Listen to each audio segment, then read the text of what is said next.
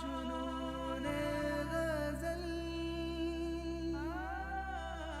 जुनूने गज़ल, गज़लों की है ये हलचल, गर गर सा दिल और दिमाग है बेकल, गर गर सा उर्दू ज़बां तेरे हम सदके, सुर और ताल के खिल रहे कवल, जुनूने गज़ल, जुनूने गज़ल, जुनूने गज़ल, जुनूने गज़ल। गज़ल उसने छेड़ी मुझे सांस देना, ज़रा उम्र रफ्ता को आवाज़ देना। नाजरीन, मैं हर्षिता गौर आप सभी का हमारे इस प्रोग्राम जुनून गज़ल में इस्तकबाल करती हूँ। और इसके आगाज़ में चलिए सबसे पहले आपको बताती चलूँ कि उर्दू गज़ल क्या है। उर्दू गज़ल ने अमीर खुसरू से लेकर दौरे हाजिर तक एक तवील सफर तय किया है। दक्कनी शोरा ने गज़ल का सांचा फारसी से लिया, लेकिन फारसी की पैरवी कम की। दिल्ली के शोरा ने महबूब की जिन्स को ज्यादातर पर्दे में रखा था, लेकिन लखनऊ के शोरा ने यह पर्दा उठा दिया। गालिब, मोमिन और ज़ौक़ जैसे बाकमाल शायर गज़ल के उफ़क़ पर नमूदार हुए। असीर, जलाल, तस्लीम और दाग जैसे शायरों ने गज़ल का अलम उठाए रखा। हसरत मोहानी ने गज़ल का अहया किया। हसरत के मासिर गज़ल गो शोरा फ़ानी, असगर, यगाना, शाद अज़ीम आबादी और जिगर मुरादाबादी ने गज़ल को नया वक़ार बख्शा। गज़ल को इक़बाल ने नए उसलूब, नई लफ्ज़ियात और नए मौज़ूआत से रूशनास किया। 20वीं सदी नए अदब की दो तहरीकें उभरी, जिन्हें हल्क़े अरबाब ज़ौक़ और तरक्की पसंद तहरीक के नाम से जाना गया। मजरू, फैज़ और साहिर जैसे शोरा ने गज़ल में सियासी ख़यालात, बगावत और इनकलाब के जज्बात के इजहार के लिए गज़ल की एक नई ज़बान तख्लीक की। दौरे हाजिर में गज़ल में मुख्तलिफ मौज़ूआत पर तबाह आजमाई की जा रही है और उसे सराहा भी जा रहा है। उर्दू शायरी में दीगर असनाफ़ सुखन की बनिस्बत गज़ल गोई और गज़ल सराई दोनों का रिवाज ज़्यादा इसलिए है कि इसे अवामी मकबूलियत हासिल है। नाजरीन, तो इसीलिए हम आज से गज़ल सराय के मुकाबले का एक बड़ा ही दिलचस्प सिलसिला जुनून गज़ल आपके सामने पेश करने जा रहे हैं, जो तफरी तबाह तो होगा ही, पर साथ ही मालूमाती भी होगा।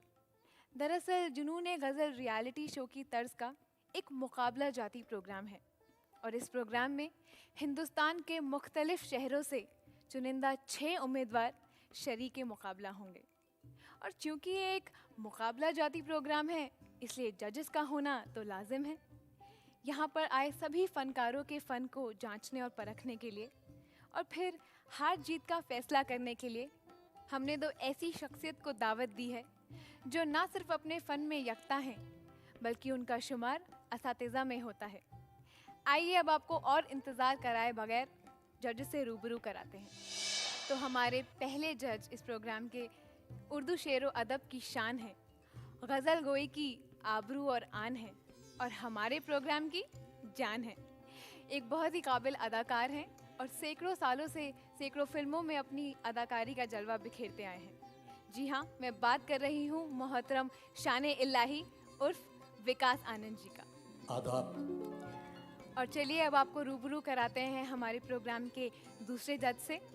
ये पिछले 25 सालों से मौसीकी की दुनिया में अपना जलवा बिखेरते आए हैं और आज कई ऐसे फनकार हैं जिस मुकाम पे वो हैं उनको पहुंचाने में इनका हाथ रहा है। जी हाँ, मैं बात कर रही हूँ मशहूर और मारूफ मोहतरम कुलराज बेदी साहब की। आदाब। अगर आपकी इजाज़त हो तो एक बात इनसे कहूँ। इरशाद। जुनून गज़ल में एक बात है काबिल गौर, जुनून गज़ल में एक बात है काबिल गौर, इसकी नाज़िम है हमारी हर्षिता गौर। जी, आपकी इज्जत अफजाई का बहुत बहुत शुक्रिया। इसी के साथ हम प्रोग्राम का आगाज़ करते हैं। इससे पहले मैं आपको बता दूं कि हमारा ये प्रोग्राम 13 किस्तों का होगा और हर किस्त किसी मशहूर शायर के नाम मंसूब की जाएगी और आज की हमारी ये किस्त मिर्ज़ा गालिब के नाम मंसूब है और जिनके कुछ अशार मैं आपके सामने पेश करना चाहूँगी। अर्ज़े नियाज़े इश्क के काबिल नहीं रहा, जिस दिल पे नाज था मुझे वो दिल नहीं रहा। तो आगे बढ़ने से पहले आइए एक नज़र डालते हैं उनकी हालाते ज़िंदगी पर। मिर्ज़ा गालिब उर्दू ज़बान के सबसे बड़े शायर समझे जाते हैं। उनकी अज़मत का राज सिर्फ उनकी शायरी के हुस्न और बयान की खूबी ही में नहीं है। उनका असल कमाल ये है कि जिंदगी के हक़ाइक़ और नफ्सियात की गहराई में जाकर समझते हैं और बड़ी सादगी से आम लोगों के लिए बयान कर देते हैं। मिर्ज़ा गालिब का नाम असदुल्ला बेग खान था। आप दिसंबर 1797 ईस्वी में आगरा में पैदा हुए। गालिब बचपन में ही यतीम हो गए थे। नवाब अहमद बख्श खान ने उनके खानदान का अंग्रेजों से वजीफा मुकर्रर करा दिया। मिर्ज़ा गालिब की पूरी जिंदगी तंग दस्ती में गुजरी, इसीलिए वो कहते हैं कि तंग दस्ती अगर न होती गालिब, तंदुरुस्ती हजार नेमत है। 15 फरवरी सन 1869 में आपका इंतकाल बहालत बेहोशी हो गया। तो नाज़रीन, अभी अभी आपने मुलाहिज़ा फरमाया मिर्ज़ा गालिब के हालाते ज़िंदगी पर। अब उनको खराज अकीदत पेश करने के लिए मैं बुलाना चाहूँगी हमारे मेहमान फ़नकार जो मौसीकार और गुलकार भी हैं और जिनकी रग रग में मौसीकी बसी है। जी हाँ, बुलाते हैं जनाब हर्ष व्यास को।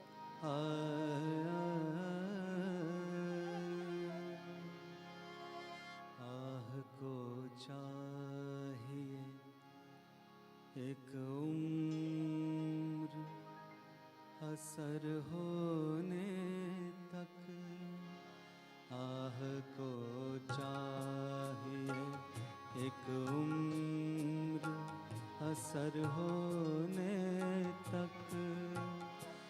कौन जीता है तेरे जुल्फ के सर होने तक, आह को चाहिए एक उम्र असर होने तक।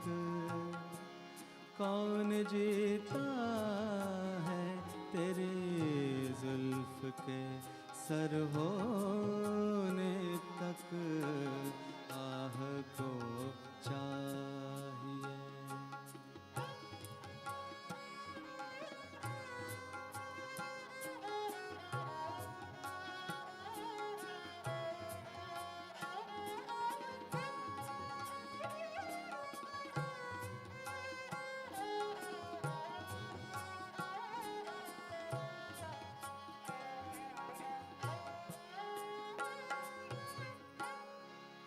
हमने माना के तगाफुल न करोगे, लेकिन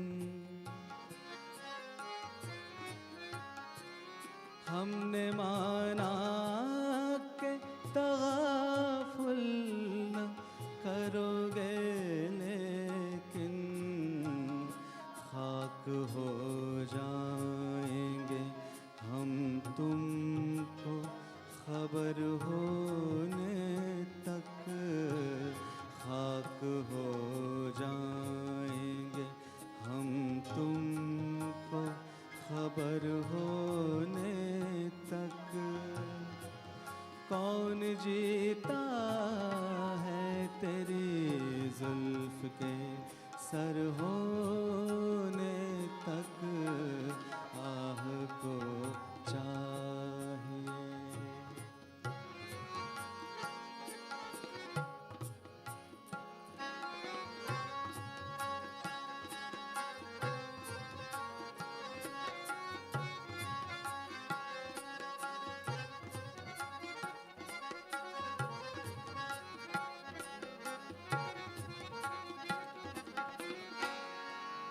आशिकी सब्र तलब और तमन्ना बेताब, दिल का क्या रंग करूं खून जिगर होने तक, दिल का क्या रंग करूं खून जिगर होने तक, कौन जीता है तेरी जुल्फ के सर होने तक, आह को चाहे एक उम्र असर होने तक, आह को चाहे।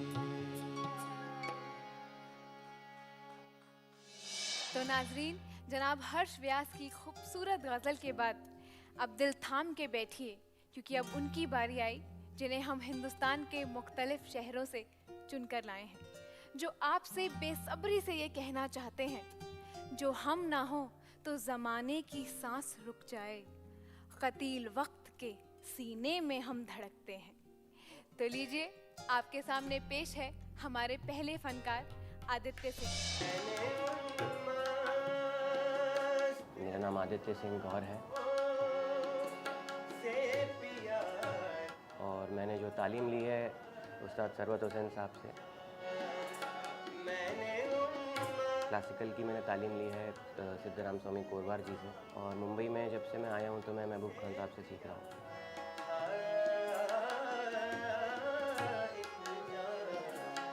मैं इंजीनियरिंग करने के बाद इस लाइन में आया हूँ। इससे मैं अलग नहीं हो सकता, और अगर मैं जॉब करता तो शायद इससे मैं अलग हो जाता।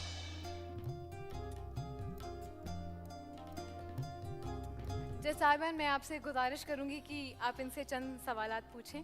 आपको क्या लगता है कि गज़ल गायकी में या गज़ल सरा होने में किस चीज़ के लिए आपको सबसे ज़्यादा ज़रूरत पड़ेगी? गज़ल गायकी में, गज़ल सरा होने में एक चीज़ पे आप गौर नहीं कर सकते, आपको कई सारी चीज़ों का ध्यान रखना पड़ता है। आपका तलफ़्फ़ुज़ जो है, जो उर्दू के जो शब्द होते हैं उनको आप कैसे प्रोनाउंस करते हैं, कैसे उनको बोला जाता है, गज़ल में कहाँ पर काटना है, किस शब्द को किस तरह से बोलना है, कंपोजिशन और गायकी हर तरह से एक सुकून दिखता है गज़ल गायकी में। तो ये सबसे ज़्यादा ज़रूरी मेरे हिसाब से गज़ल गायकी में है। आपको यकीन है कि आप कामयाब हो जाएंगे? यकीन तो मुझे इस बात का है कि मैं बस अच्छा गाऊंगा, बाकी कामयाबी तो सब ऊपर वाले के हाथ में है।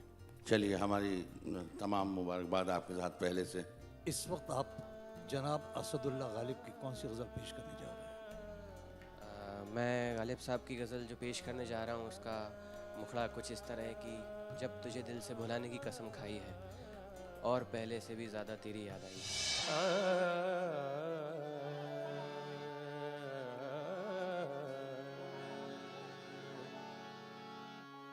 जब तुझे दिल से भुलाने की कसम खाई है,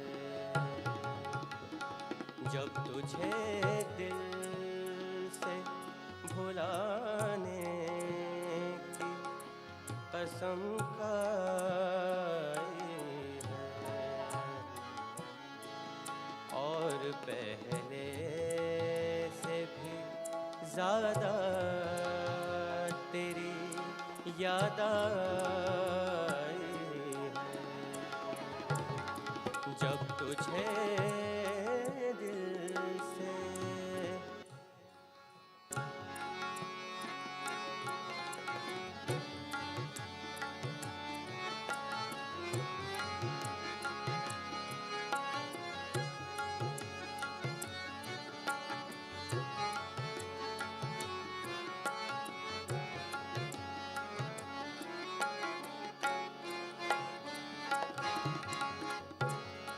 ज़ब्त करता हूँ तो हर ज़ख्म लहू देता है, आह भरता हूँ तो अंदेशाए रुसवाई है, आह भरता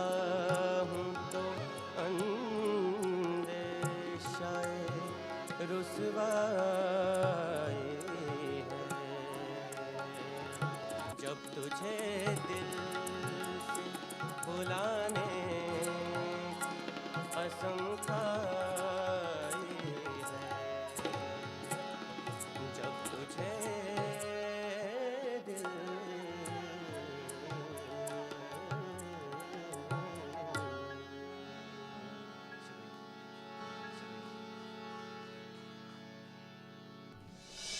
वाह क्या बात है, सुभान अल्लाह। चूंकि ये तारुफी किस्त है इसलिए इसमें नंबर तो नहीं दिए जाएंगे, पर हम अपने जज साहिबान से ज़रूर पूछना चाहेंगे कि उन्हें आपकी गज़ल कैसी लगी। तो पहले हम पूछना चाहेंगे विकास जी, आपको इनकी गज़ल कैसी लगी? आपने तो रूप फूंक दिए। आपके गले में जो मुझे महसूस हुआ है वो खूबसूरती है, वो अदायगी है। मुझे यकीन है कि आप आगे पहुंच जाएंगे। चलिए अब चलते हैं हमारे दूसरे जज साहब के पास। जनाब, आप इनकी गज़ल के बारे में क्या कहना चाहेंगे? जी, मैं इतना कहना चाहता हूँ कि सितारों के आगे जहाँ और भी हैं, अभी इश्क के इम्तहान और भी हैं। क्या बात। अभी तो आपसे तारुफ हुआ है जनाब, अभी हमारे पास बहुत सारे उम्मीदवार हैं, आपको भी बहुत कुछ सुनाना है। अभी से कुछ कहना मैं ठीक नहीं समझता, लेकिन अच्छा उम्दा गाया आपने, उम्दा गाया। बहुत बहुत शुक्रिया। तो नाजरीन, देखा आपने, जब जुनून गज़ल का आगाज़ ही इतना बेहतरीन है तो आप समझ ही गए होंगे कि इसका अंजाम क्या होगा।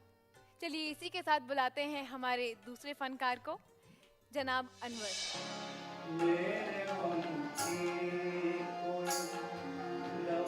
मेरा नाम है अनवर मंसूरी, मैं मुंबई से हूँ।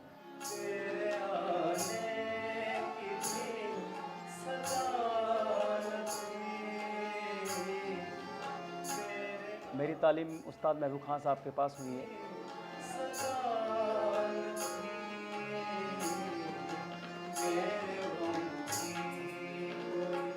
उम्र की 10 साल से मैंने सीखना शुरू किया। गज़ल ऐसी चीज़ है कि उसमें शब्दों का महत्व होता है, अर्थ होता है, उसको सुनकर इंसान सुकून पाता है, इसलिए गज़ल बहुत बेहतरीन है।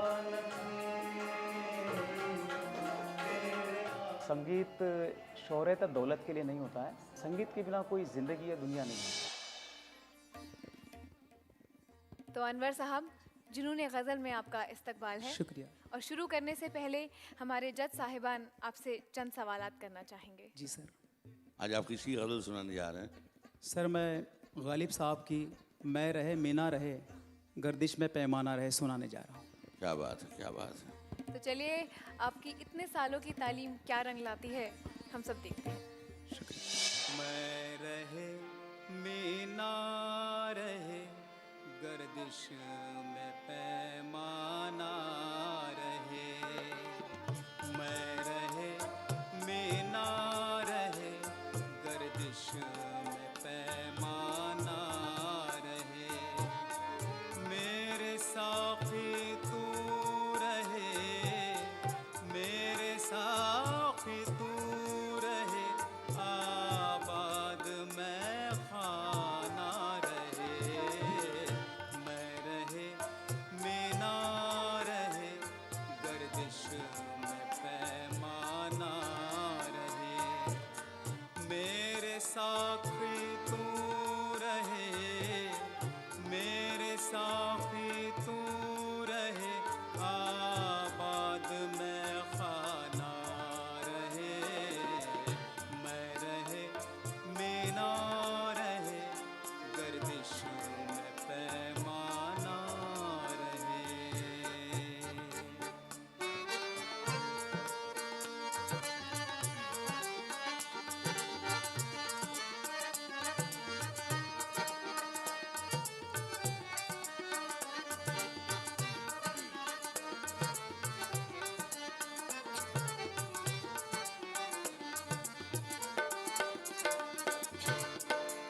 हश्र भी तो हो चुकी रुख से नहीं हटती नकाब,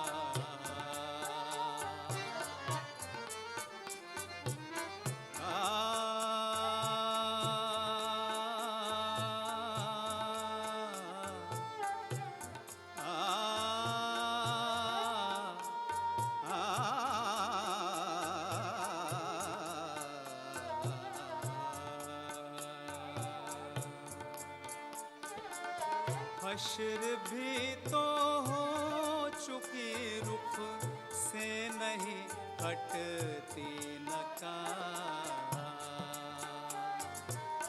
हद भी आखिर हद है, कब तक कोई दीवाना रहे। मेरे साखी तू रहे, मेरे साखी तू रहे, आबाद में खाना रहे। मैं रहे मीना रहे, गर्दिश में पैमाना रहे। वाह, बहुत खूब, क्या उम्दा गजल थी। तो देखते हैं हमारे जज साहिबान क्या कहना चाहेंगे आपकी गजल के बारे में। जी ज़रूर। जनाब, क्या कहना चाहेंगे आप? अनवर साहब, जी सर। आपकी आवाज़ में जादू है शुक्रिया सर। और हर शेर को बाखूबी अदा किया है आप। लेकिन आपने जो शेर गलत पढ़ा है, वो जो पढ़ा है वो मैं सुनाई देता हूँ। जी जी सर, ज़रूर। आपने पढ़ा है हश्र में हो चुकी, रुख से नहीं हटती नकाब। असल में हो चुका है। जी सर। हश्र में तो हो चुका है। आइंदा ख्याल रखिएगा, जी ज़रूर सर। क्योंकि अभी तो शुरुआत है। जी जी। गलतियाँ आहिस्ते आहिस्ते ठीक होती जाती हैं और मुझे यकीन है कि आइंदा ऐसी गलतियाँ आप नहीं करेंगे, चूँकि ये गालिब साहब की गज़लें हैं। जी सर, याद रखूँगा सब अच्छे से। और बाकी मियाँ तजर्बा सब सिखा देता है। नकाब से चुकी हो या चुका हो, तजर्बा आता जाएगा, अपने आप चुकती जाएगी वो। आप बेफिक्र रहें, अच्छा गाएं, उम्दा गाएं, बस। शुक्रिया सर, शुक्रिया। चलिए अनवर साहब, गलतियां तो होती रहती हैं, पर हमें पूरी उम्मीद है कि अगली किस्त में हमारे जज साहब को आप बिल्कुल कोई शिकायत का मौका नहीं देंगे। पूरी तरह से, पूरी तरह से। शुक्रिया। गलतियां तो होती रहती हैं, तो सिलसिले को आगे बढ़ाते हुए हम बुलाते हैं अपनी तीसरी फनकारा को, मोहतरमा अनन्या बसु। मैं अनन्या बासु, मैं कोलकाता से हूँ। मैंने क्लासिकल सीखा है पंडित नोनी गोपाल बंदोपाध्याय से। मैंने उसके बाद सीखा है अभिजीत बंदोपाध्याय। बहुत अच्छा लग रहा है, ये मेरे लिए एक बहुत बड़ा प्लेटफॉर्म है। मैं चाहती हूँ कि मैं एकदम अच्छे सिंगर, तैयार सिंगर होकर यहाँ से निकलूँ।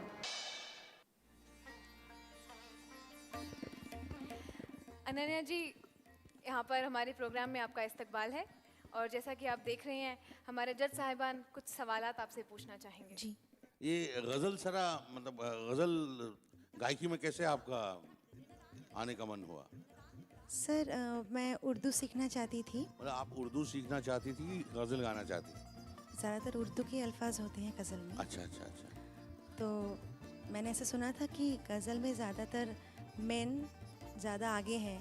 अच्छा। तो मैं कोशिश करना चाहती थी, एक ट्राई करना चाहती थी कि मैं सीखूं। और आपके पसंदीदा सरा, आप पसंदीदा सिंगर गज़ल में? परवीन सुल्ताना जी। क्या बात है, माशाल्लाह। गायकी के साथ साथ जो उसके शब्द हैं, जो तलफ़ुज़ है, तो वो भी मैं सीखना चाहती थी। गालिब साहब की कौन सी गज़ल पेश करना चाहती हैं? जी, मैं पेश करना चाहती हूँ गालिब साहब की दर्द मिन्नत कशी दवा ना हुआ। बहुत खूब। ना अच्छा हुआ ना बुरा हुआ। शुरू करें। दर्द मिन्नत कशी दवा ना हुआ, दर्द मिन्नत कशी दवा ना हुआ। मैं ना अच्छा हुआ, बुरा ना हुआ, दर्द मिन्नत कशी